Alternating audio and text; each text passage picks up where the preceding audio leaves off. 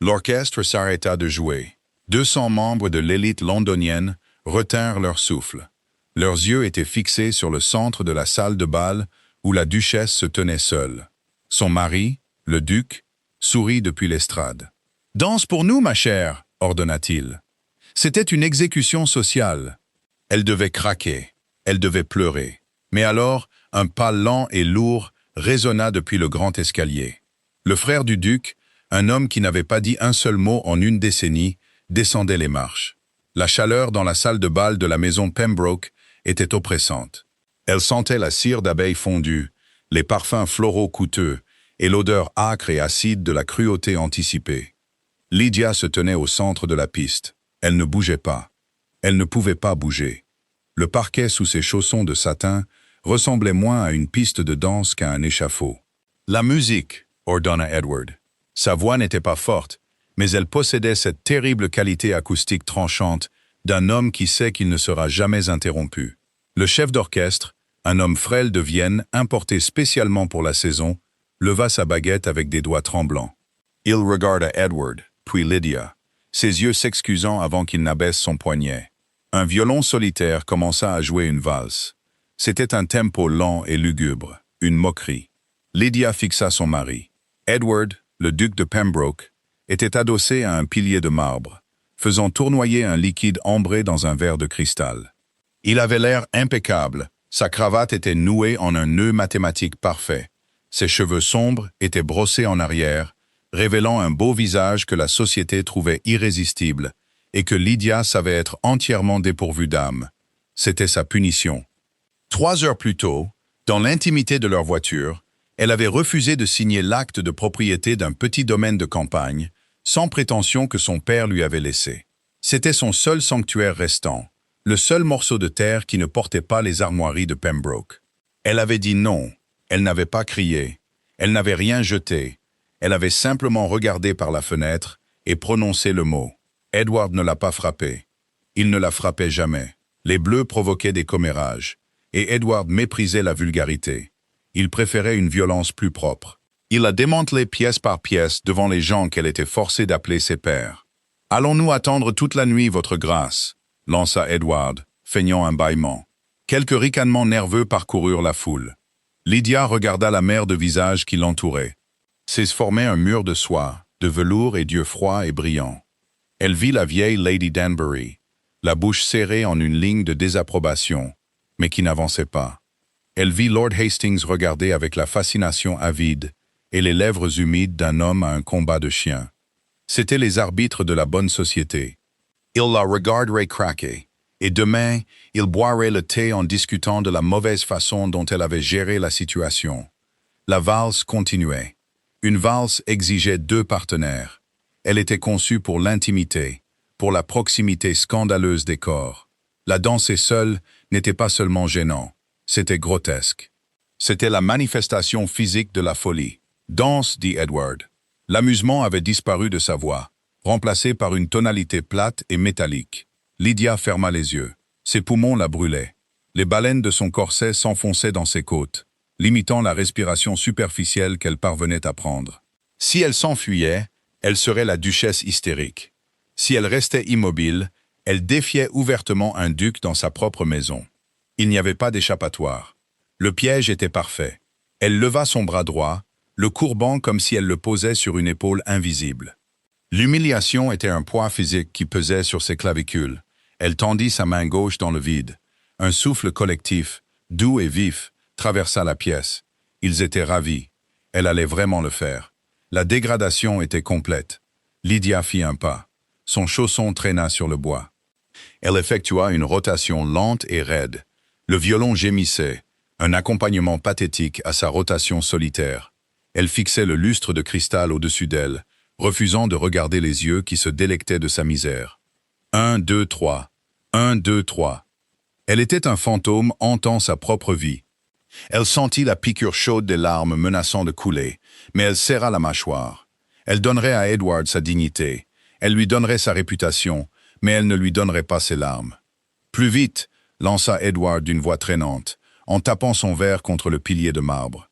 Le tempo traîne. Donnez à sa grâce de quoi transpirer. Le chef d'orchestre, transpirant abondamment, fit signe au violoncelle de se joindre. La musique enfla, accélérant le rythme. Lydia trébucha. Elle se rattrapa, ses jupes s'enroulant autour de ses chevilles. Un rire doux et malveillant s'éleva de quelque part près des tables du buffet. Lydia s'arrêta, ses bras tombant le long de son corps. C'était fini. Elle avait touché le fond du puits. Elle regarda Edward, prête à céder, prête à abandonner l'acte de propriété. Son nom, sa vie, tout ce qu'il voulait pour que la musique s'arrête. Mais Edward ne la regardait pas. Son masque aristocratique suffisant avait glissé. Sa mâchoire était crispée, ses yeux se déplaçant vers le haut, par-dessus les têtes de la foule, vers les ombres de la mezzanine. La salle de bal devint entièrement silencieuse. L'orchestre cessa de jouer au milieu d'une note, un grincement dissonant de cordes qui fit sursauter les invités les plus proches. Lydia ne comprit pas le changement soudain dans l'atmosphère de la pièce. La chaleur oppressante sembla se fissurer. La foule, auparavant un mur unifié de voyeurs, commença à onduler et à se séparer. Un son brisa le silence. Clac, clac, clac. Le bruit lourd et sans hâte de bottes en cuir sur les escaliers de marbre. Gabrielle détestait l'odeur de la salle de bal. Elle sentait le mensonge. Depuis 1 heure, il était assis dans la galerie assombrie au-dessus du rez-de-chaussée, une bouteille de whisky pur posée sur la balustrade. Il était une créature de l'ombre dans cette maison. Le ton savait qu'il existait. Bien sûr, on ne pouvait pas cacher complètement le jeune frère d'un duc éminent, mais il l'ignorait poliment, le traitant comme un meuble familial tragique et gênant. Il était le frère silencieux, le frère abîmé. Il y a 12 ans, une voiture avait pris un virage trop vite, sur une falaise glissante sous la pluie en cornouailles. Edward conduisait, ivre de bière bon marché et de sa propre invincibilité. Gabrielle avait 14 ans. Il se souvenait du craquement écœurant de l'essieu, de la sensation d'apesanteur, puis de l'impact écrasant et brutal des rochers. Quand Gabrielle se réveilla des semaines plus tard, son père était mort.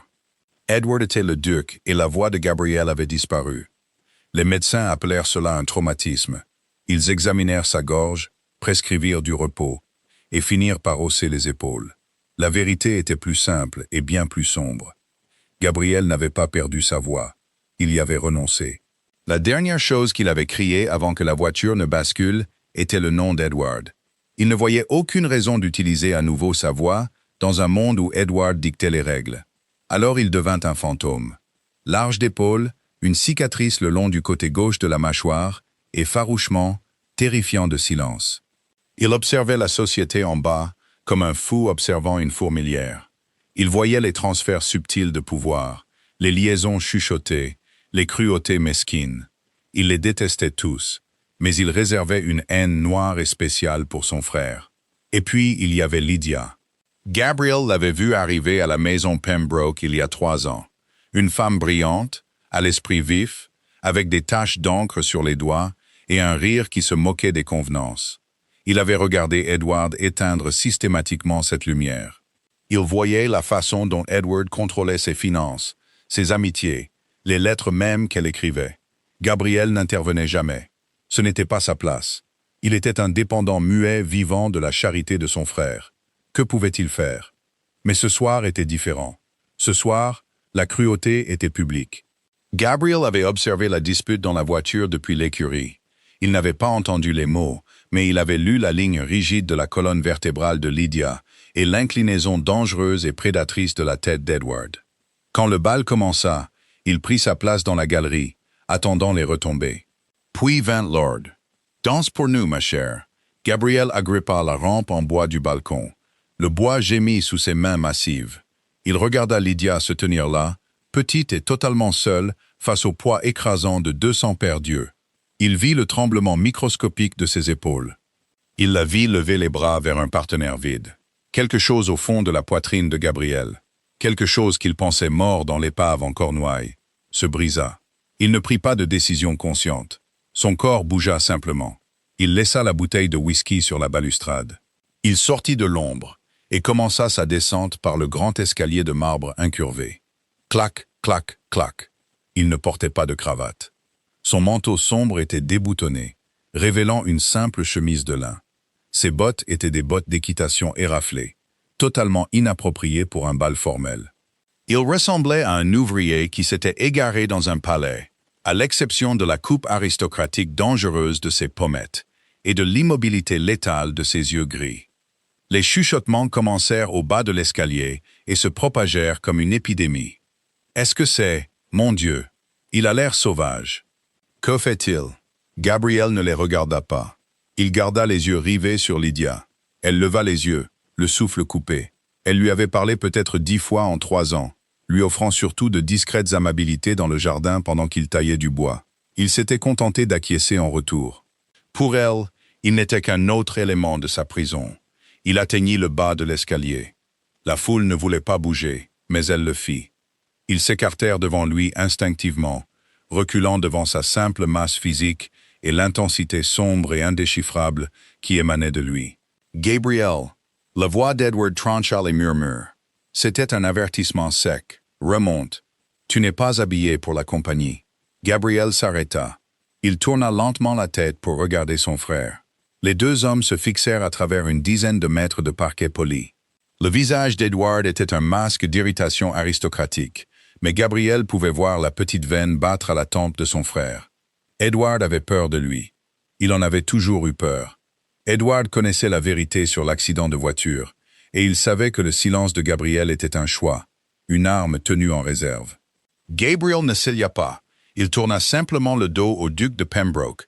C'était un renvoi si total, si profondément irrespectueux, que plusieurs femmes âgées eurent un hoquet de surprise. Il marcha jusqu'au centre de la piste, juste là où se tenait Lydia, les bras ballants, la poitrine haletante. Il s'arrêta à 30 centimètres d'elle. De près, elle sentait la lavande et la pure terreur. Ses yeux étaient grands ouverts, passant nerveusement de lui à Edward. Elle ne savait pas s'il était là pour l'entraîner, pour faire respecter la volonté d'Edward, ou pour se moquer d'elle davantage. Gabriel la regarda. Il n'offrit pas un sourire de politesse mondaine. Il leva les mains, et avec des mouvements lents et délibérés, il boutonna son manteau.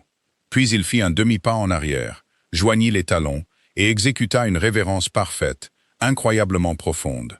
C'était un signe de soumission totale, un signe de respect absolu. Quand il se redressa, il tendit sa grande main droite calleuse. Il ne parla pas. Il n'en avait pas besoin. La question était assez forte pour briser du verre. « Me ferez-vous cet honneur ?»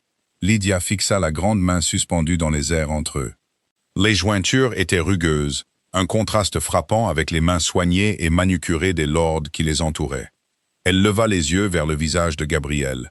Ses yeux gris étaient intenses, totalement dépourvus de la moquerie à laquelle elle s'attendait. Il y avait en lui une solidité féroce et ancrée.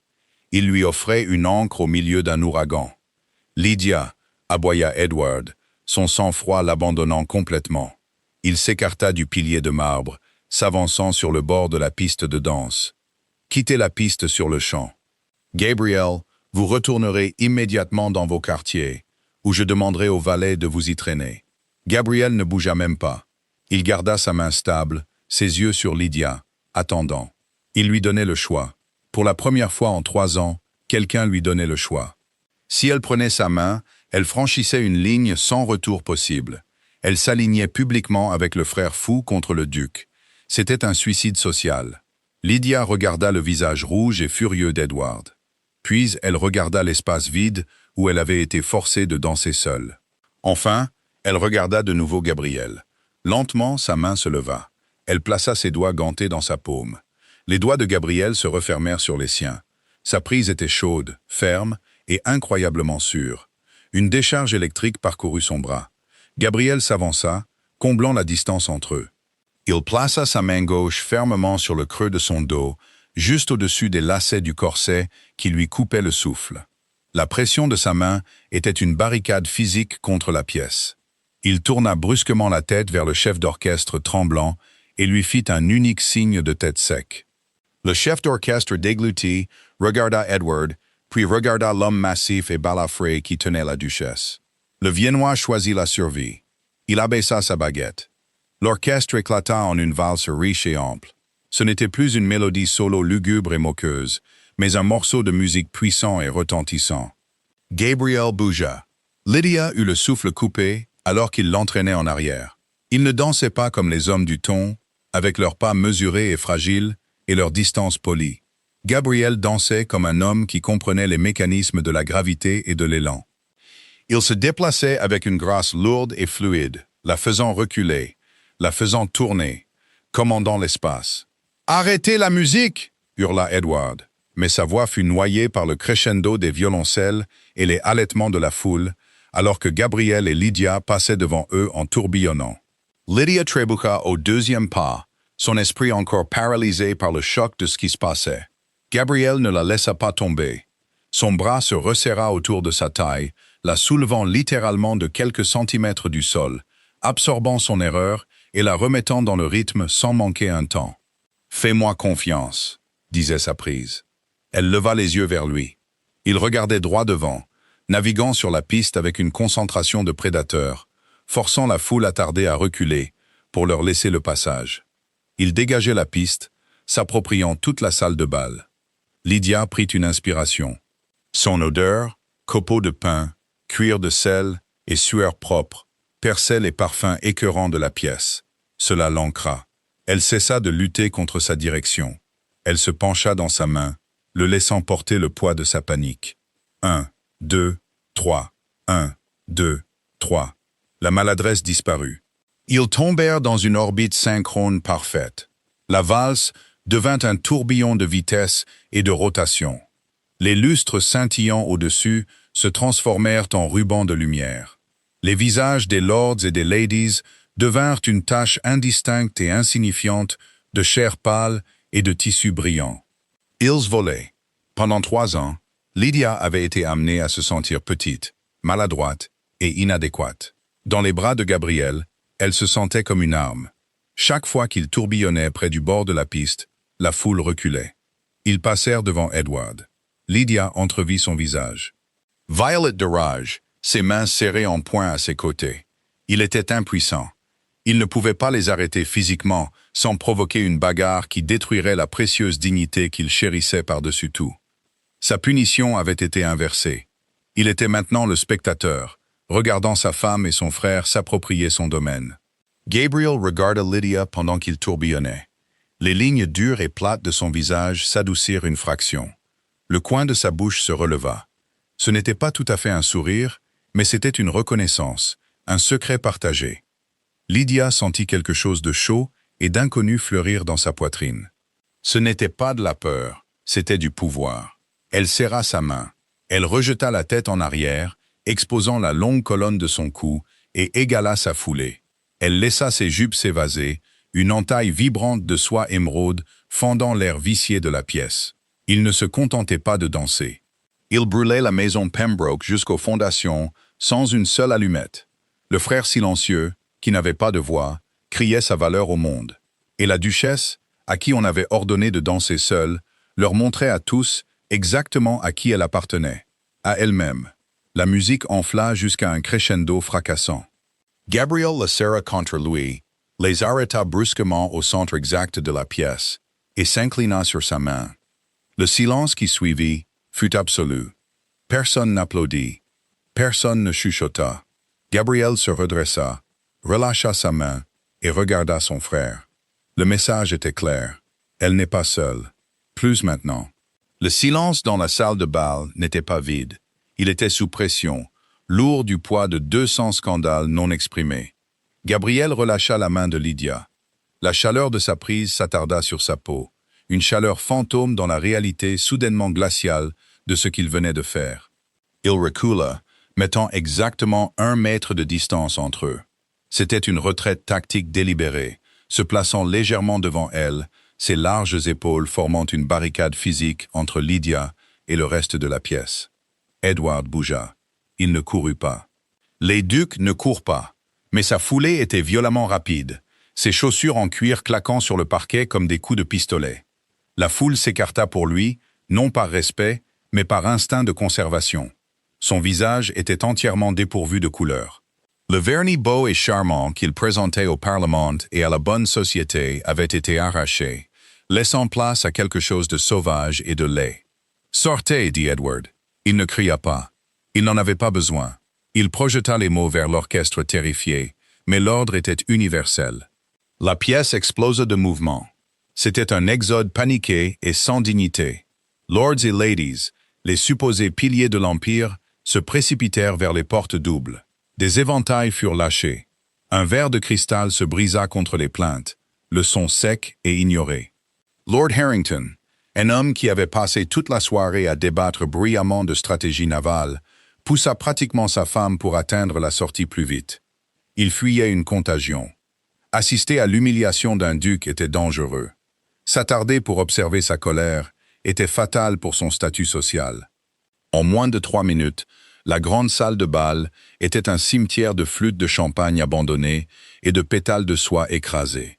Seules 4 personnes restaient.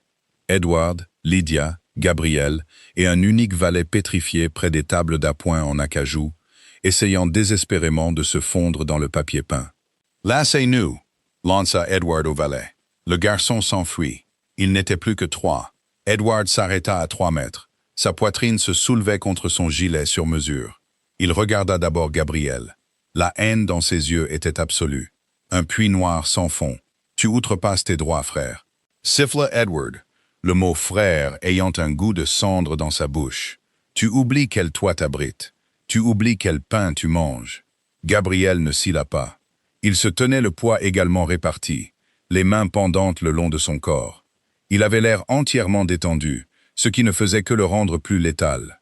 Il inclina la tête d'une fraction de pouce. C'était un geste d'indifférence suprême et calculé. Les mains d'Edward se crispèrent en poing. Il fit un pas en avant, l'instinct de frapper l'emportant sur sa dépendance habituelle à la guerre psychologique. Gabriel ne se prépara pas. Il déplaça simplement son pied gauche d'un pouce en avant. C'était un ajustement microscopique, le changement de vitesse d'une machine lourde. Il invitait l'attaque, il la voulait. Lydia le vit dans le durcissement soudain des yeux gris de Gabriel. Si Edward donnait un coup de poing, Gabriel le briserait. Edward le vit aussi. Il s'arrêta. La lâcheté qui sous-tendait toute sa cruauté se manifesta, le paralysant. Il ne pouvait pas gagner un combat physique avec l'homme qui l'avait mutilé. C'était la seule vérité indéniable de la maison Pembroke. Privé de sa cible physique, Edward tourna son venin sur Lydia. « Et toi » souffla-t-il, contournant le périmètre de Gabriel pour fixer son regard sur elle. « Tu penses avoir gagné quelque chose ce soir? Tu penses que cette démonstration change quoi que ce soit ?» Les jambes de Lydia tremblaient. L'adrénaline qu'il avait portée pendant la valse commençait à se transformer en nausée. Le corset s'enfonçait dans ses côtes, et la chaleur oppressante de la pièce revint, sentant la sueur rance et le vin renversé. Elle voulait se recroqueviller. Elle voulait s'excuser, aplanir les aspérités de sa colère, comme elle l'avait fait pendant 3 années épuisantes. Elle regarda le visage d'Edward. Elle vit le mépris. Elle vit la certitude absolue qu'il la possédait. Puis elle regarda le dos de Gabriel, la ligne cicatrisée de sa mâchoire, sa masse silencieuse et inébranlable. Il avait traversé la piste pour elle. Il avait brisé sa décennie de silence pour elle. Elle ne pouvait pas s'excuser. Lydia redressa sa colonne vertébrale. La baleine de son corset claqua sèchement contre son sternum. « Cela ne change rien, Edward, » dit Lydia. Sa voix était remarquablement stable, bien qu'elle lui parût étrangère, sauf que j'ai fini de danser. Les yeux d'Edward s'écarquillèrent légèrement. C'était la première fois qu'elle lui parlait sans la couche protectrice de la déférence. « Tu signeras l'acte, » dit-il, sa voix baissant à un murmure dangereux et grinçant. « Tu le signeras demain matin. Ou je te promets, Lydia, que tu regretteras les jours où je te faisais simplement danser. » « Non. » Le mot resta en suspens dans l'air. Une seule syllabe, plate et finale. Edward la fixa. Il semblait véritablement incapable de traiter le refus. « Tu es ma femme. Je suis votre captive, » corrigea Lydia doucement. « Mais je ne serai pas votre banque. Le domaine reste le mien. » Elle n'attendit pas sa réponse. Tourner le dos à un duc était une violation terrifiante du protocole, mais elle était déjà entièrement ruinée aux yeux du ton. Elle n'avait plus rien à perdre. Lydia ramassa les lourdes jupes de velours de sa robe et commença à marcher vers le grand escalier. Elle le sentit derrière elle. Pas Edward, Gabriel. Il se mit à marcher à quelques pas derrière son épaule droite. Il marchait avec la même démarche lourde et mesurée. Clac, clac, clac. Ce n'était plus le son d'un intrus. C'était le son d'une arrière-garde. Ils montèrent les escaliers ensemble. Le silence de l'immense maison pesait sur eux. Edward ne cria pas après eux. Il ne jeta rien. Cela terrifia Lydia plus qu'une crise de colère ne l'aurait fait. Edward en rage était prévisible. Edward, dans une fureur silencieuse, était un homme préparant un siège. Ils atteignirent le palier qui divisait l'aile de la famille. Le couloir de gauche menait aux appartements du duc et de la duchesse. Celui de droite, aux escaliers étroits et sinueux qui menaient aux chambres isolées où vivait Gabriel. Lydia s'arrêta. Elle se tourna pour lui faire face, dans la faible lumière des appliques à gaz. Gabriel la regardait. Le tranchant létal avait disparu de sa posture. Il avait l'air fatigué. Les rides profondes autour de ses yeux étaient prononcées dans la lumière jaune vacillante. « Merci », murmura Lydia. Cela semblait totalement inadéquat. Il venait de se mettre dans la ligne de mire d'un homme très dangereux. Gabriel observa son visage un long moment. Il leva sa main droite, la même qui l'avait guidé sur la piste, et toucha du bout de 2 doigts rugueux son propre front, puis pointa vers sa porte. « Allez dormir ». Il n'attendit pas de réponse. Il se tourna et s'engagea dans le couloir sombre vers ses propres appartements, son ombre s'étirant, longue et déformée contre le papier peint floqué. Lydia entra dans sa chambre et verrouilla la lourde porte en chêne. Elle resta longtemps au centre de la pièce sombre, le seul son étant le halètement irrégulier de sa propre respiration. Puis elle s'effondra sur le sol, enfouit son visage dans ses mains et s'autorisa enfin à trembler. L'aube à Londres était rarement un spectacle grandiose. Elle se glissait généralement comme une invitée réticente, grise et sentant la fumée froide. Lydia était réveillée pour la voir. Elle n'avait pas dormi. Elle avait passé la nuit assise dans un fauteuil à haut dossier près de la cheminée froide, enveloppée dans un lourd châle de laine, fixant la porte verrouillée. Elle s'attendait à ce que la poignée tourne. Elle s'attendait à ce que les lourdes bottes d'Edward fassent voler le bois en éclats. Il n'est jamais venu.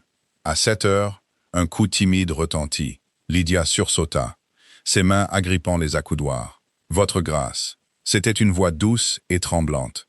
Mary, sa femme de chambre. Lydia expira, un son tremblant et épuisé. Elle déverrouilla la porte.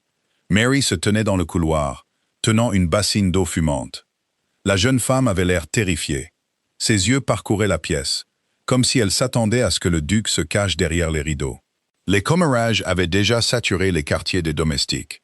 Toute la maison savait que la duchesse avait publiquement humilié le duc et que le frère silencieux l'avait aidé. « Bonjour, Mary », dit Lydia, la voix rauque. Mary se dépêcha d'entrer, posant la bassine. Elle n'offrit pas le bavardage matinal habituel. Elle se déplaçait efficacement, évitant le contact visuel. Lorsqu'elle passa derrière Lydia, pour délasser le corset atrocement serré de la nuit précédente, ses doigts effleurèrent les profondes marques rouges que les baleines avaient laissées sur la peau de Lydia. « Je vais chercher une pommade pour ça, votre grâce », murmura Mary. « Merci ». Lydia se regarda dans le miroir de la coiffeuse. Elle paraissait avoir 20 ans de plus que ses 24 ans. Sa peau était pâle, ses yeux soulignés par de lourdes ombres violettes. Mais il y avait quelque chose de différent dans la fermeté de sa mâchoire, une fragilité qui s'était durcie en acier. Elle s'habilla rapidement d'une simple robe de jour bleu foncé. Elle congédia Mary et se dirigea vers son bureau. Elle déverrouilla le tiroir du bas avec une petite clé en laiton qu'elle gardait sur un ruban autour de son cou. À l'intérieur, enveloppé dans une toile cirée, se trouvait l'acte de propriété. C'était un morceau de parchemin épais, couvert de la calligraphie dense et bouclée des avocats. Il représentait un petit lopin de terre rocheux en cornouailles, un vieux manoir aux fenêtres qui laissait passer les courants d'air et aux toits qui fuyaient. Financièrement, il valait à peine une fraction du domaine de Pembroke. Mais pour Lydia, c'était le monde. C'était l'écriture de son père en bas.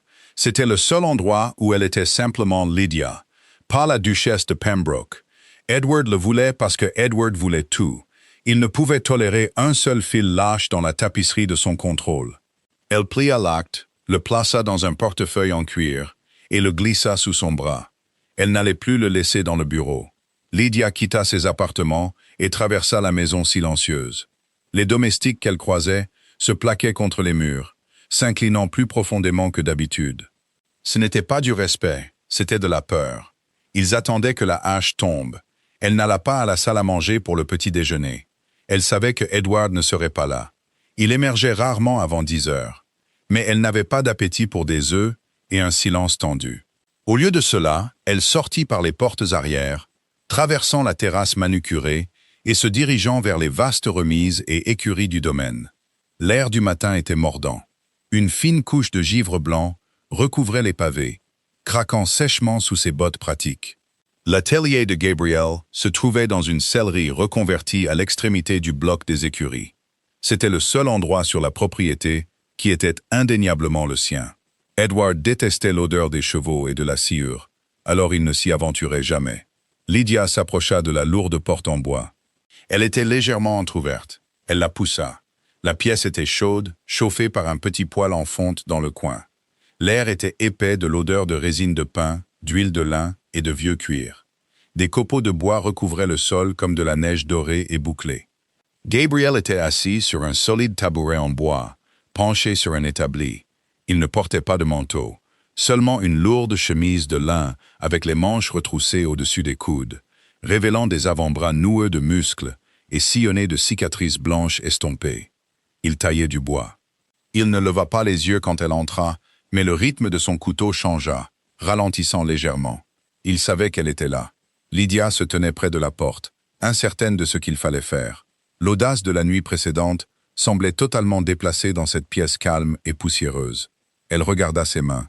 C'étaient des mains massives, rugueuses, mais elles bougeaient avec une précision choquante. La lame tranchante enlevait des rubans de bois, révélant la forme piégée à l'intérieur du bloc. Après une longue minute, Gabriel s'arrêta. Il essuya la lame sur un chiffon, posa le couteau et se tourna pour lui faire face. Il regarda le portefeuille en cuir bien serré sous son bras. Il comprit immédiatement. Lydia s'avança, s'arrêtant de l'autre côté de l'établi. « Il n'est pas venu dans ma chambre, dit-elle. Sa voix était basse dans l'acoustique humide de l'atelier. Mais il ripostera. Vous le connaissez mieux que moi. Que va-t-il faire? Gabriel la fixa. Il fouilla dans sa poche et en sortit un petit objet en bois sculpté, le plaçant sur la surface cicatrisée de l'établi. C'était une pièce d'échec. Un pion, il le tapota de son lourd index. Puis il désigna Lydia. Lydia fronça les sourcils, regardant la petite figurine en bois. « Je suis un pion. » Gabriel secoua lentement la tête. Il prit le pion et le déplaça sur l'établi, le plaçant devant un plus grand bloc de bois non sculpté. Il désigna le bloc non sculpté, puis se désigna lui-même. Il tapota à nouveau le pion, puis désigna l'imposant manoir d'Edward, visible à travers la petite fenêtre sale. Le message fit tilt. Il n'attaquera pas le roi. Il attaquera les pièces qui le protègent. « Moi » demanda Lydia. « Mais je n'ai plus rien à lui prendre, à part ça. » Elle tapota le portefeuille. La mâchoire de Gabriel se crispa. Il reprit le couteau, le tenant non pas par le manche, mais par le plat de la lame. Il pressa le manche contre le bloc de bois non sculpté, lui-même. Puis il regarda Lydia. Il lui fallut une seconde pour comprendre. « Il va vous utiliser », souffla Lydia, la prise de conscience tombant comme une pierre dans son estomac. « Il ne peut pas me briser physiquement sans provoquer un scandale. Alors il vous fera du mal pour me punir. » Gabriel acquiesça d'un seul signe de tête sombre. « Mais que peut-il faire » demanda Lydia, sa panique montant à nouveau. « Vous êtes son frère. Le ton sait que vous vivez ici. Il ne peut pas simplement se débarrasser de vous. » Gabriel sourit. C'était une expression terrible et amère qui n'atteignit pas ses yeux. Il se pencha sous l'établi et en sortit un lourd registre relié en cuir.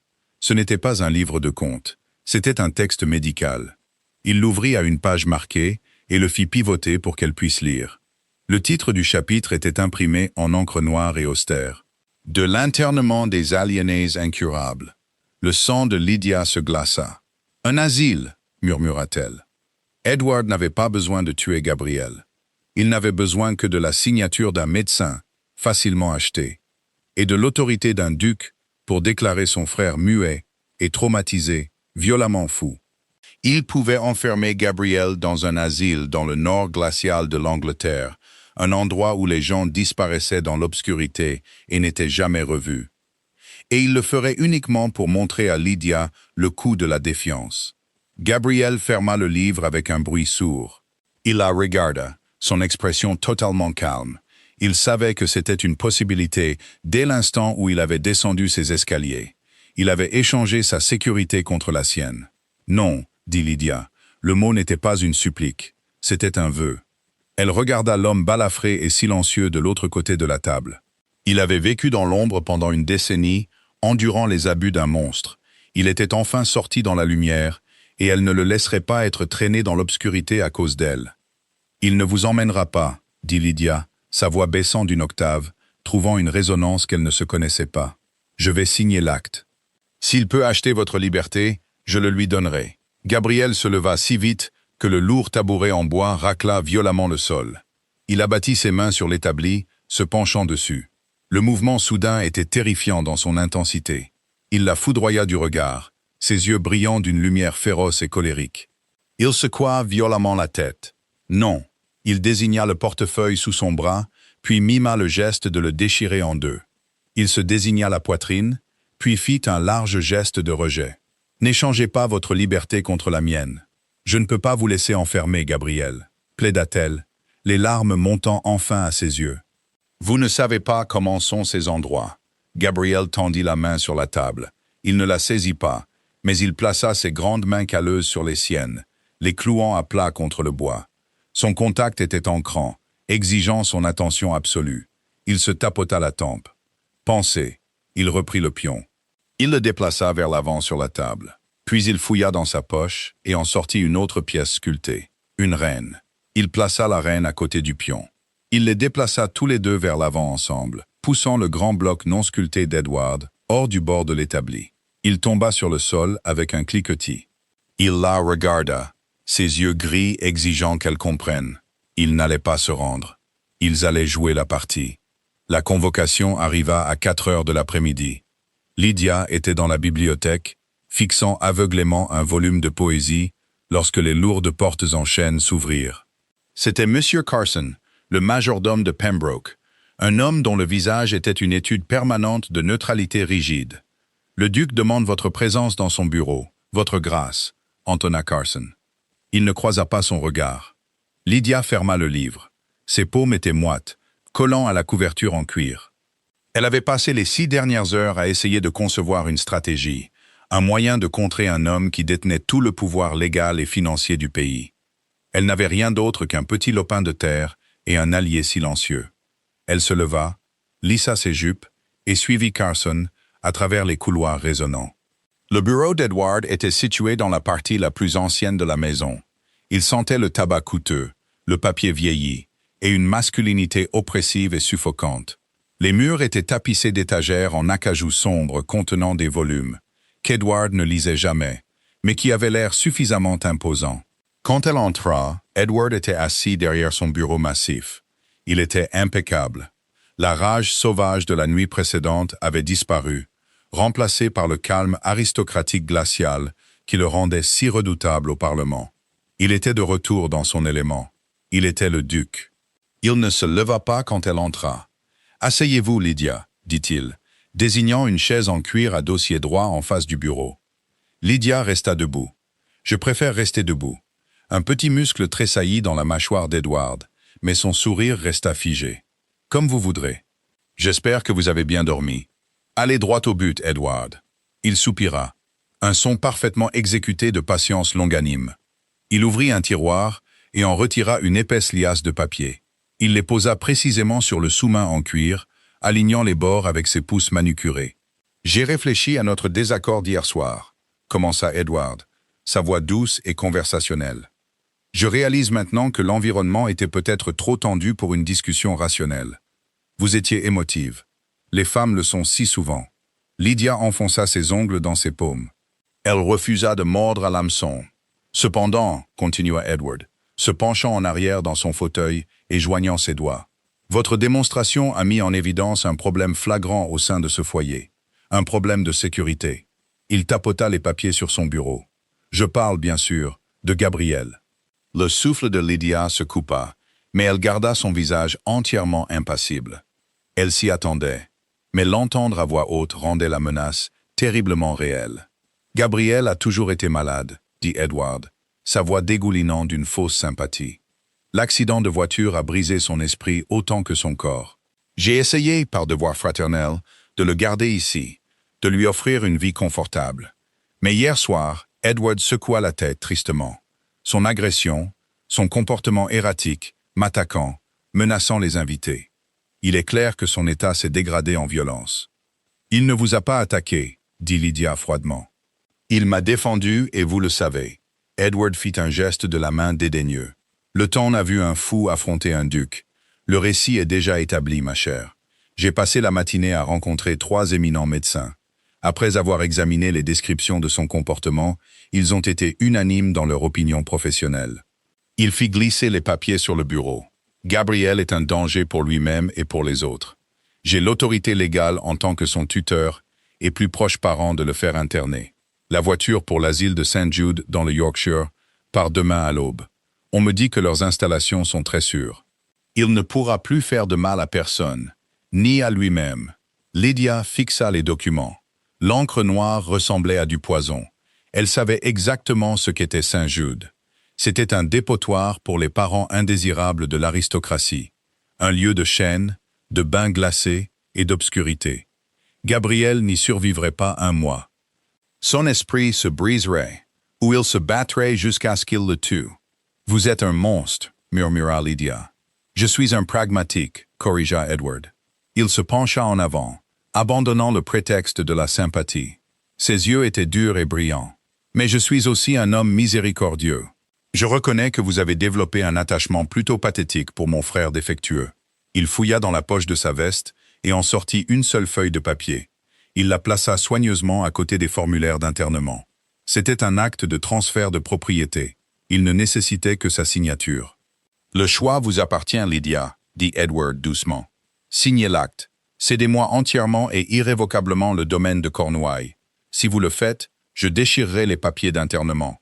Gabriel pourra rester dans son petit atelier poussiéreux, à tailler ses jouets, et nous reviendrons à la situation d'avant. » Il prit un stylo-plume en argent, dévissa le capuchon et le lui tendit. « Votre terre ou sa vie, choisissez. » Le silence dans le bureau était absolu. Le tic-tac de l'horloge de parquet dans le coin sonnait comme un marteau frappant une enclume. Lydia regarda le stylo. Le métal argenté brillait dans la pénombre. C'était un piège parfaitement construit. Si elle refusait, Gabriel était détruit, et elle porterait la culpabilité pour toujours. Si elle signait, elle perdait son dernier sanctuaire, son indépendance. Et Edward apprendrait qu'il pouvait la contrôler en menaçant Gabriel. Le chantage ne finirait jamais. Elle était piégée. Le pion était cloué. Elle tendit lentement la main. Sa main tremblait alors que ses doigts effleuraient l'argent froid du stylo. Edward sourit. C'était un sourire de pure malice triomphante. Il avait gagné. Il gagnait toujours. Lydia referma ses doigts sur le stylo. Elle baissa les yeux sur le document de transfert. La ligne vierge pour sa signature semblait se moquer d'elle. Elle sentit le combat s'épuiser en elle. Elle ne pouvait pas sacrifier Gabriel. Elle abaissa la plume vers le papier. Clac, clac, clac. Le son venait du couloir. Lourd, mesuré et totalement sans hâte. Le sourire d'Edward disparut. Sa tête se tourna brusquement vers les lourdes portes en chêne. La poignée tourna. Les portes ne s'ouvrirent pas seulement. Elles furent poussées avec une force violente et terrifiante, claquant contre les murs intérieurs avec un craquement qui fit sursauter Lydia. Gabriel se tenait dans l'embrasure de la porte. Il ne portait plus ses vêtements de travail rugueux. Il était vêtu d'un costume sombre, impeccablement taillé, qui n'avait clairement pas été porté depuis des années. Sa cravate était nouée à la perfection. Ses bottes étaient polies jusqu'à un éclat miroir. Il était magnifique. Il était terrifiant. Il entra dans la pièce. Il ne regarda pas Edward. Il marcha droit vers le bureau, sa carrure massive éclipsant le mobilier. Il tendit la main et la posa sur celle de Lydia, arrêtant le stylo à un pouce du papier.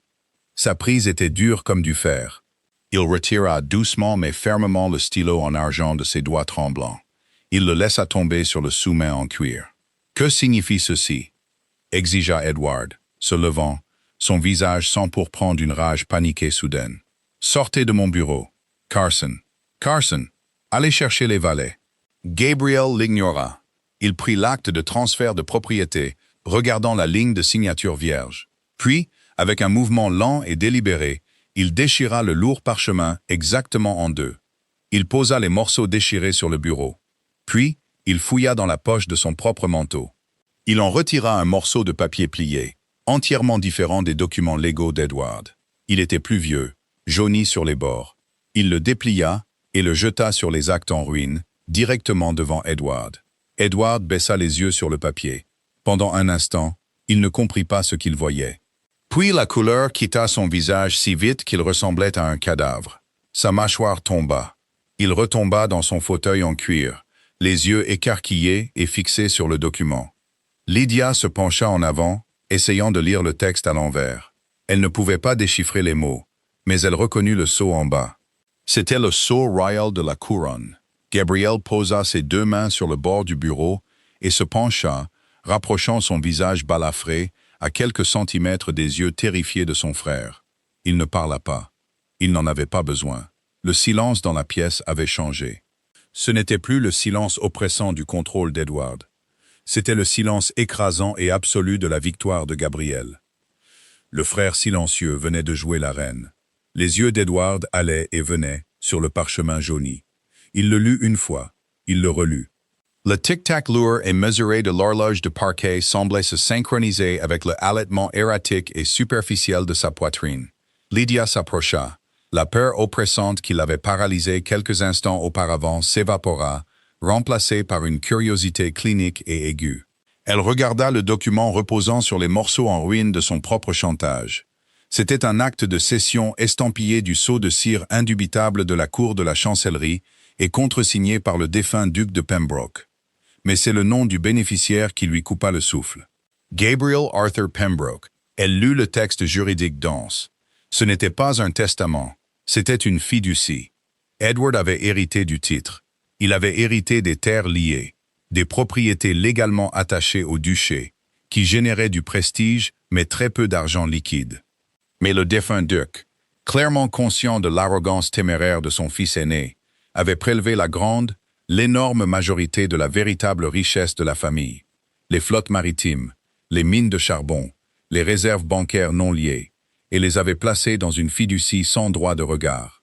Une fiducie qui arrivait à pleine maturité légale au 30e anniversaire de Gabriel, qui avait eu lieu exactement 2 semaines plus tôt.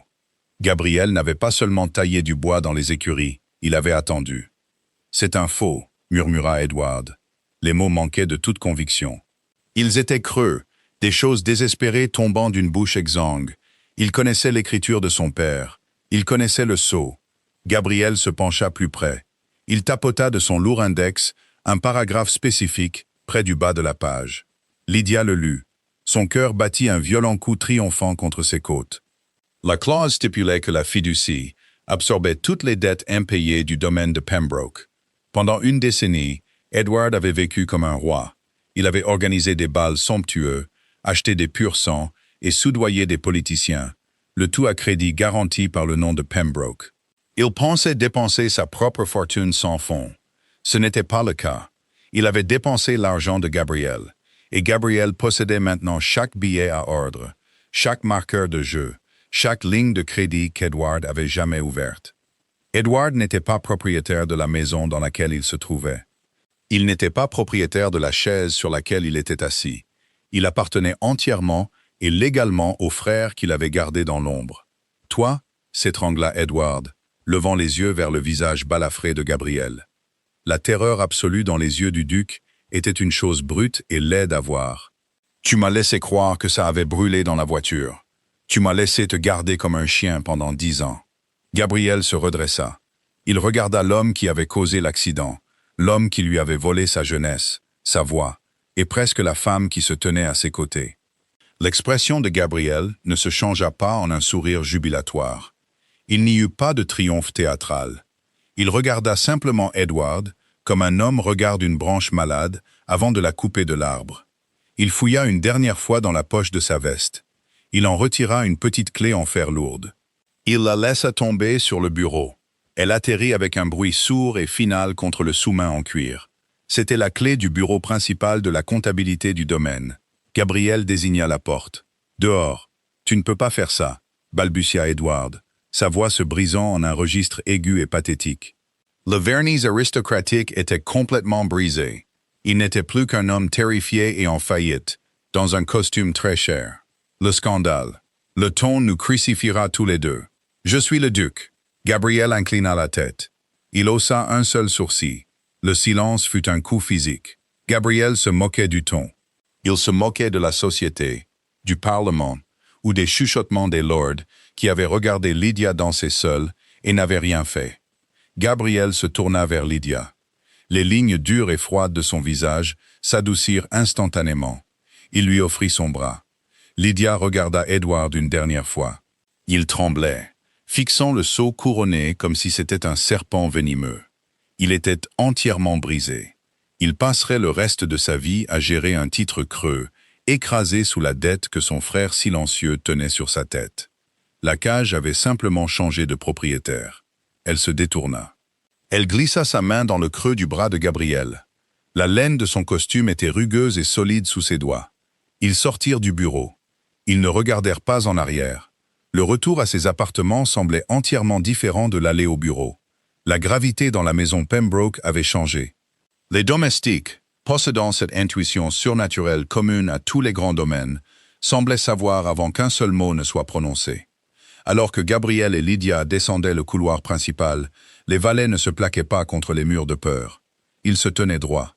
Carson, le majordome stoïque, se tenait près du grand escalier. À leur passage, Carson ne regarda pas vers le bureau du duc. Il regarda directement Gabriel, et il exécuta une révérence lente et incroyablement profonde. Gabriel l'accueillit d'un seul signe de tête. Quand ils atteignirent la porte de Lydia, Gabriel s'arrêta. Il détacha doucement sa main de son bras. Il leva 2 doigts, puis pointa vers le bout du couloir, vers les portes d'entrée. 2 heures. Lydia hocha la tête. « Je serai prête. » Elle entra dans sa chambre. Mary était assise sur le bord du lit, se tordant les mains. Quand elle vit le visage de Lydia, la femme de chambre sursauta. « Votre grâce, est-ce qu'il vous a fait du mal? »« Non, Mary, » dit Lydia. Elle se dirigea vers l'immense armoire en acajou. Il ne l'a pas fait. Elle ouvrit les portes. L'armoire était remplie de soie, de velours, de dentelle et de crinoline. Des robes qu'Edward avait choisies. Des couleurs qu'Edward préférait. L'armure de la duchesse de Pembroke. « Allez chercher mes malles de voyage en cuir, » ordonna Lydia. Sa voix était vive, dépouillée de sa mélancolie habituelle. Les petites. « Je n'aurai pas besoin de grand-chose. » Mary cligna des yeux, confuse mais obéissante. « Où allons-nous, votre grâce? »« Je vais en Cornouailles, » dit Lydia. Elle tendit la main et sortit une simple robe de voyage en laine épaisse. Elle la jeta sur le lit. « Vous irez où vous voudrez, Mary. Je vous écrirai une lettre de recommandation élogieuse et vous fournirai une indemnité qui vous mettra à l'aise pendant 1 an. Vous n'avez pas besoin de rester dans cette maison. » Mary fixa le tas de robes en soie que Lydia ignorait. Une lente compréhension se fit jour sur le visage de la jeune femme. « Vous le quittez. »« Je le quitte, » confirma Lydia. Les bagages prirent moins d'1 heure. Elle ne prit rien de ce qu'Edward lui avait acheté. Pas de bijoux, pas de fourrure, pas de parfum coûteux. Elle emballa du linge pratique, des bottes robustes, ses livres et l'acte de propriété du domaine de son père. Quand elle se tint une dernière fois devant le miroir, elle ne portait pas de corset. La lourde robe de laine tombait confortablement sur sa silhouette. Elle avait l'air simple. Elle se sentait entièrement invincible. Elle descendit le grand escalier. 2 valets portaient ses malles derrière elle.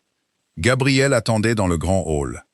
Il se tenait près des portes doubles ouvertes, l'air froid du soir tourbillonnant autour de ses chevilles. Il avait changé de costume. Il portait son lourd manteau d'équitation, des gants de cuir épais et un chapeau à large bord. Il ressemblait à un bandit de grand chemin, une créature de la route et du temps.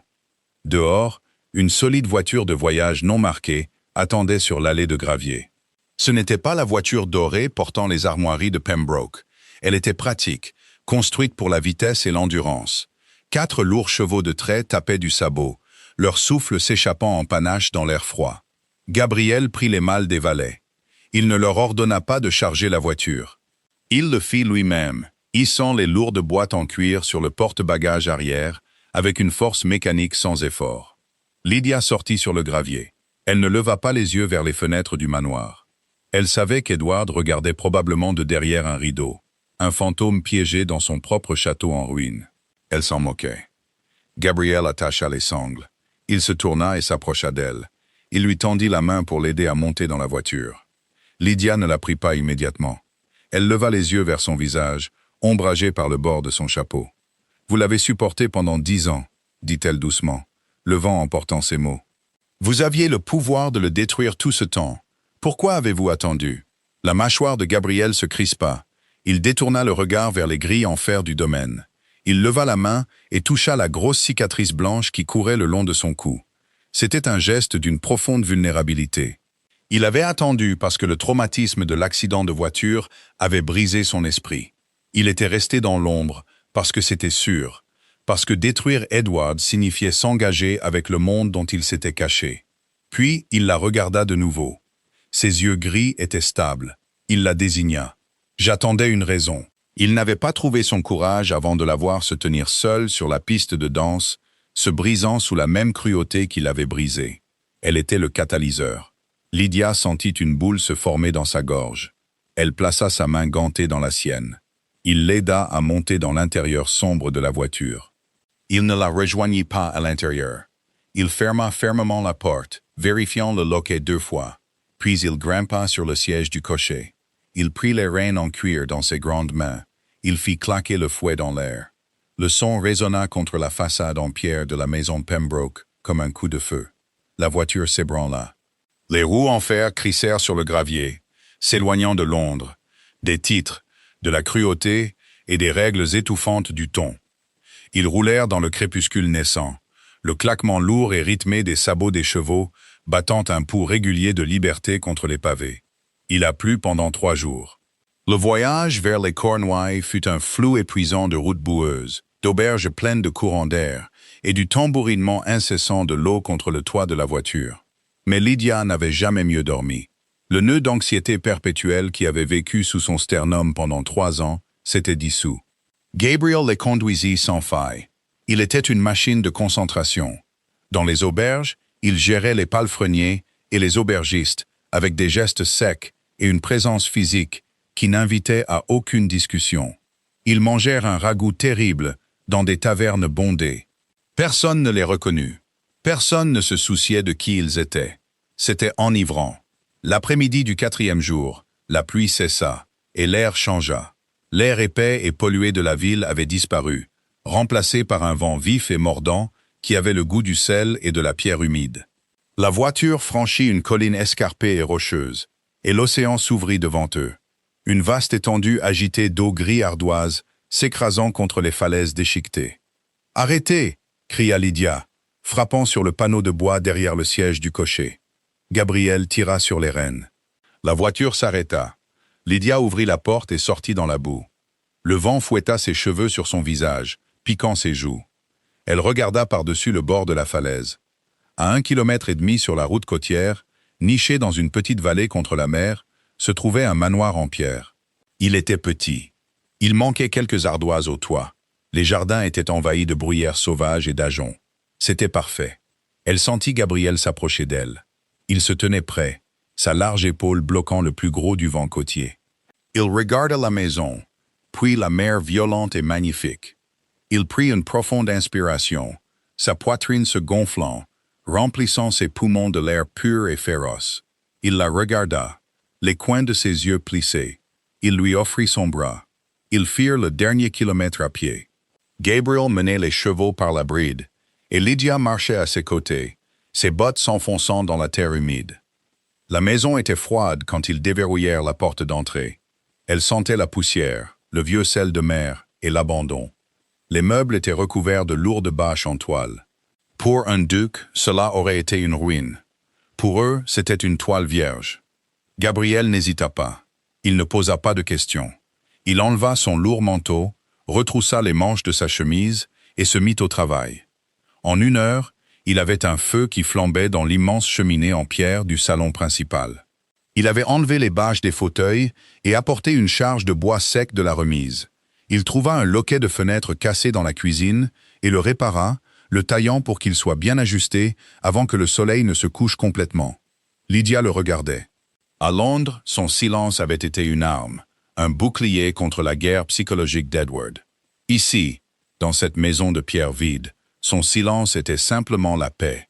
C'était le calme d'un homme qui était entièrement à l'aise dans sa peau. Il parlait par l'action. Il allumait le feu parce qu'elle avait froid. Il réparait le loquet parce qu'il voulait qu'elle se sente en sécurité. Ce soir-là, ils s'assirent dans le salon. Le vent hurlait contre les murs de pierre, mais le feu projetait une lumière lourde et chaude à travers la pièce. Ils mangèrent du pain et du fromage qu'ils avaient achetés au dernier village. Lydia était assise dans un fauteuil usé, les jambes repliées sous elle. Gabriel était assis sur le tapis près de l'âtre, ses longues jambes étendues, son dos reposant contre les pierres. Il avait un morceau de bois flotté dans la main et un petit couteau, enlevant distraitement la couche extérieure humide. Lydia regarda la lumière du feu jouer sur les cicatrices de son visage. Ce n'était pas un bel homme selon les standards de la bonne société. Il était rude, brisé et silencieux. Mais en le regardant, elle ressentit un sentiment profond et écrasant de justesse. « Il ne viendra jamais ici, » dit Lydia doucement, brisant le crépitement silencieux du feu. Gabriel arrêta de sculpter. Il leva les yeux vers elle. Il secoua lentement la tête. « Non, il ne viendra pas. Nous sommes des fantômes pour eux maintenant, » dit Lydia, un petit sourire effleurant ses lèvres. La duchesse qui s'est enfuie, et le frère qui est devenu fou. Gabriel posa le couteau. Il changea de position, tournant son corps entièrement vers elle. Il tendit la main et posa sa grande main calleuse sur son genou. Son pouce effleura la laine rugueuse de sa jupe. Le contact envoya une décharge de chaleur pure directement dans sa poitrine. Ce n'était pas l'adrénaline frénétique et désespérée de la salle de bal. C'était une chaleur profonde et durable. Lydia glissa hors du fauteuil. Elle s'agenouilla sur le tapis devant lui. Elle ne pensa pas aux convenances. Elle ne pensa pas aux règles qu'on lui avait inculquées pendant 3 ans. Elle suivit simplement la gravité qui l'attirait vers lui. Elle leva les mains et les plaça de chaque côté de son visage. Sa peau était rêche de barbe naissante, chaude du feu. Il ne se recula pas. Il se pencha dans son contact, fermant les yeux, une respiration rauque et frémissante s'échappant de son nez. « Nous sommes à la maison », murmura Lydia. Gabriel ouvrit les yeux. Ils étaient d'une clarté intense, dépouillés de toutes les ombres qu'il avait portées à Londres. Il regarda sa bouche, puis ses yeux. Il déglutit difficilement. Les muscles de son cou épais travaillèrent. Il ouvrit la bouche. Pendant 10 ans, ses cordes vocales avaient été enfermées, rouillant dans le noir. L'effort pour les engager était visible sur son visage. Son front se plissa. Le souffle de Lydia se coupa. Elle attendit. Le son, quand il vint, n'était pas un baryton aristocratique et doux. C'était un râle dur et grinçant comme 2 pierres qui se frottent. C'était le son d'une lourde grille en fer qui s'ouvrait enfin. Oui, un seul mot, rude, brisé et magnifique. Il leva les mains et enroula ses bras autour de sa taille, la tirant contre sa poitrine. Il enfouit son visage dans le creux de son cou. Lydia enroula ses bras autour de ses larges épaules, le serrant aussi fort qu'elle le pouvait. Ils restèrent agenouillés là, sur le sol de la maison de pierre pleine de courants d'air, 2 pièces fracturées s'emboîtant parfaitement, tandis que la mer faisait rage à l'extérieur, totalement incapable de les toucher. Quel voyage! De la salle de bal étouffante de la maison Pembroke, aux falaises sauvages et curatives de Cornouailles, Gabriel et Lydia ont enfin trouvé leur liberté. Si cette histoire de défi silencieux et de romance lente vous a tenu en haleine, n'hésitez pas à cliquer sur le bouton j'aime. Ça aide vraiment la chaîne à se développer. Dites-moi dans les commentaires, quel a été votre moment préféré de la vengeance de Gabriel? N'oubliez pas de partager cette vidéo avec vos amis amateurs de drames historiques et abonnez-vous en activant les notifications pour ne jamais manquer notre prochaine histoire profondément émouvante. À la prochaine.